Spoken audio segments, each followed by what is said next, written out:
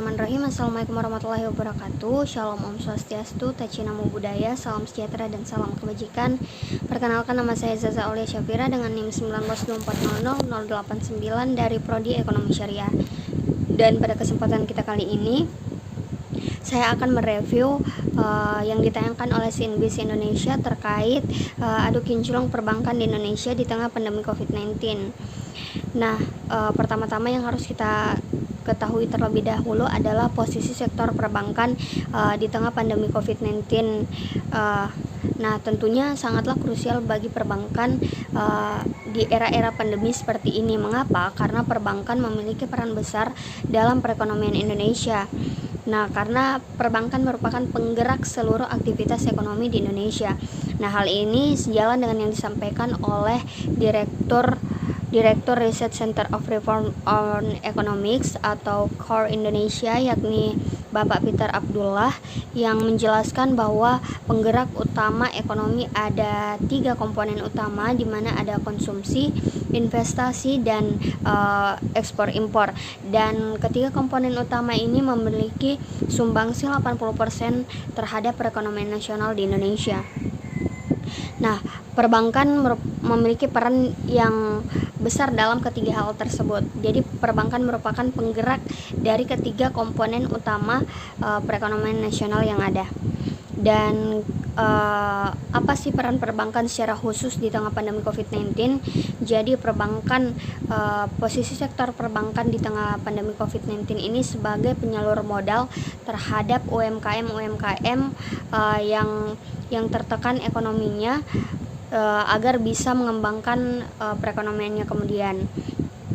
Dan hal ini dapat membantu UMKM tersebut untuk meningkatkan usahanya dengan melalui penyaluran kredit yang diberikan oleh bank.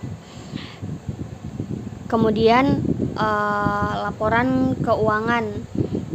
Ya, jadi laporan keuangan merupakan suatu hal yang perlu diperhatikan dalam perbankan, karena hal ini merupakan acuan utama investor untuk memberikan keputusan apakah ingin menyalurkan modal atau menambah modal atau mencabut sahamnya. Dan kinerja perbankan dapat dilihat melalui laporan keuangan tersebut, karena laporan tersebut menjadi perhatian utama bagi para investor untuk kemudian mengetahui saham bank mana yang menarik untuk dikoleksi. Nah, laporan keuangan tersebut menjadi alat prediksi arah pergerakan IHSG ke depannya, karena kondisi perbankan yang merupakan sektor yang menggerakkan seluruh aktivitas perekonomian yang ada, termasuk investasi. Dan hal ini menjadi sesuatu yang krusial bagi para investor. Laporan keuangan bagi para investor berkaitan dengan investasi modal. Nah, dengan laporan keuangan ini, investor akan membuat langkah apa yang tepat untuk diputuskan, apakah menambahkan modalnya ataupun mencabut sahamnya. Dan hal ini dipandang perlu karena investasi juga merupakan masuk ke dalam 3 komponen utama, yakni dalam membantu perekonomian nasional di Indonesia. Kemudian pembahasan terkait kinerja bank beraset jumbo. Nah, pertama ada kinerja PT Bank Mandiri Tbk secara tahunan itu memiliki total aset yang mencapai 1.406,65 triliun atau setara dengan 10,27%. Adapun kredit yang disalurkan dari hasil analisis video dapat kita lihat bahwa kuartal pertama Mandiri telah menyalurkan kredit sebesar 902,68 triliun rupiah. Kemudian pada kuartal kedua memiliki sedikit penurunan yang sebelumnya 902,68 triliun rupiah menjadi 871,66 triliun. Nah, hal ini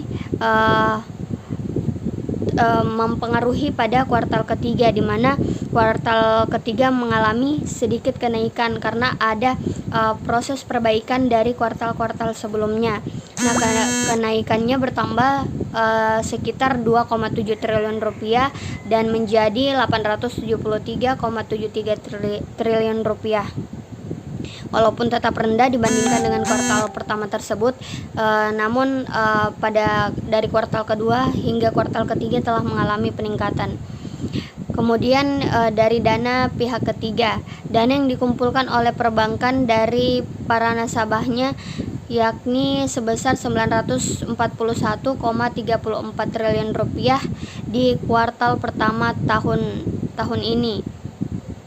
Nah, pada tahun ini akan naik menjadi 976 triliun rupiah dan akhirnya tembus menjadi 1.024,17 triliun per kuartal 3 pada tahun 2020. Jadi bertambah sekitar 47 triliun rupiah dari kuartal 2 dan letaknya juga sampai 15%.